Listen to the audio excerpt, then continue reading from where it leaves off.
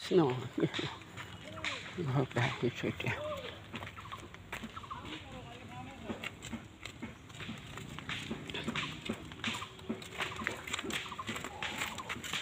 এই ঢাৰি কেনেকুৱাকৈ আনিছা? কেনেকুৱাকৈ আনিছা? 200 লগত 600 টকা। 200 লগত 600 টকা। এখনে 600 টকা।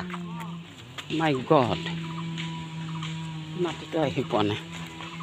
কামপুৰলৈ যে আহিলোঁ এতিয়া, ৰ'দটো ইমান পৰিছে।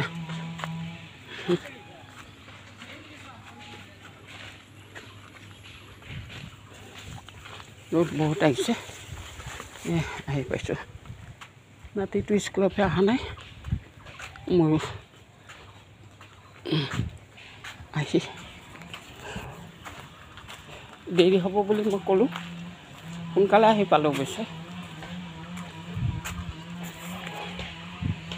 পূৰা গৰম।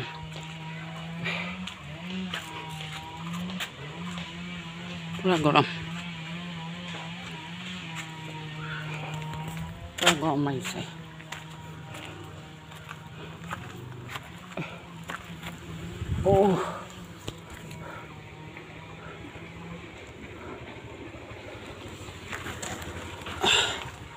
সোমাওহে এতিয়া, গৰমত নোৱাৰি বাহিৰত থাকিবলৈ। আহি পোৱা নাই নাতিটো।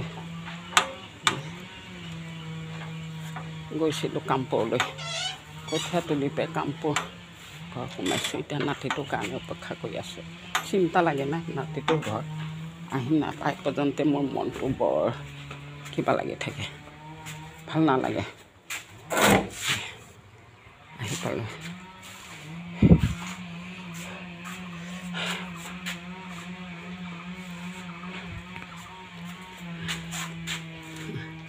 সকলো ভালে আছে নহয়? মই ভালে আছোঁ। ভালে থকাৰ কাৰণে ঘূৰি পাকি আহিলোঁগৈ। বিশেষ জৰুৰী কামৰ কাৰণে যাব লগা হ'ল, নহ'লেতো এই গৰমত কোনে ওলায়? নগ'লেতো নহ'ব না, যাবই লাগিব। টাটা বাই বাই লাগিছে।